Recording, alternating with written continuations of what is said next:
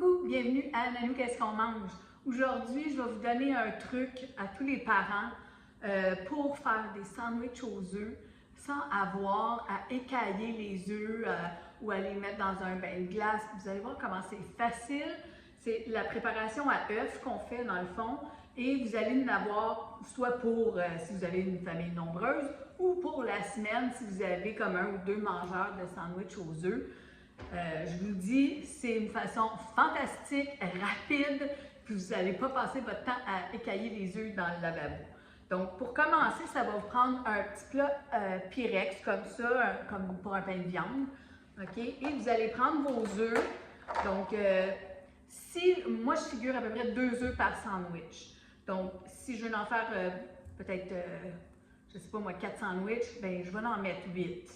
Fait que, on va y aller à l'œil comme ça. Là, juste pour le besoin de la cause, parce que je ne veux pas mettre des écailles dans mon plat, je vais les casser ici en premier.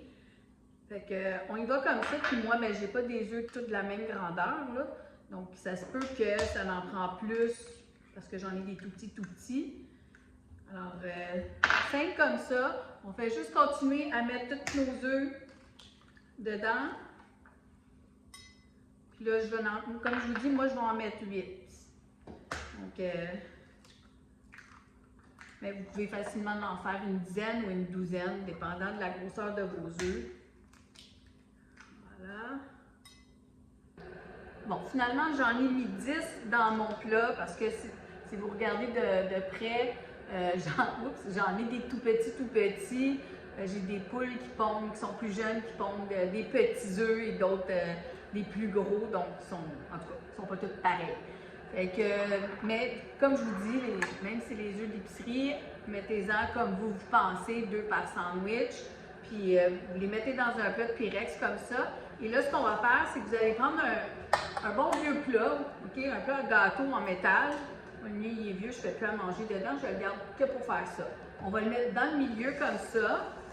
Et là, ce que je veux faire, c'est de mettre de l'eau pour que ça arrive juste en haut de mon blanc d'œuf, de mes œufs. Alors, on y va doucement.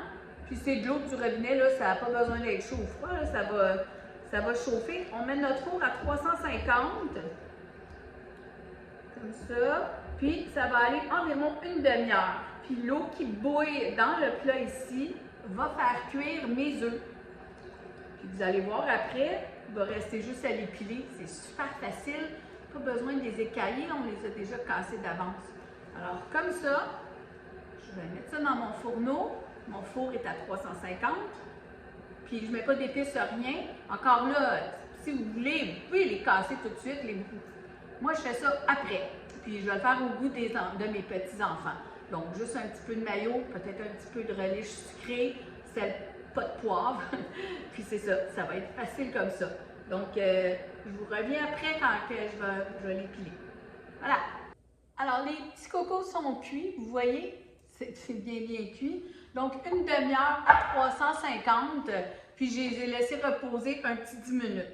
Là, vous avez l'option, soit vous les sortez, comme je peux faire ici. Je ne vais juste pas me brûler, c'est un peu chaud encore.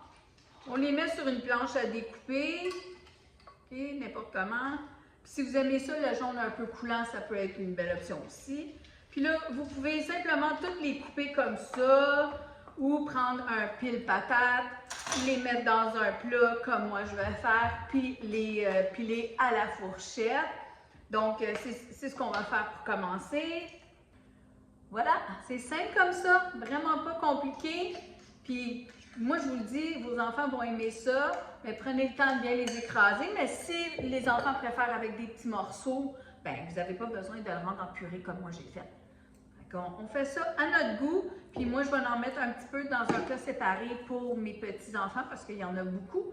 Puis le reste, ben, je vais mettre un petit peu de relish, un petit peu de moutarde, un peu de poivre, et ça va être pour nous. Voilà, c'est tout. Bye bye!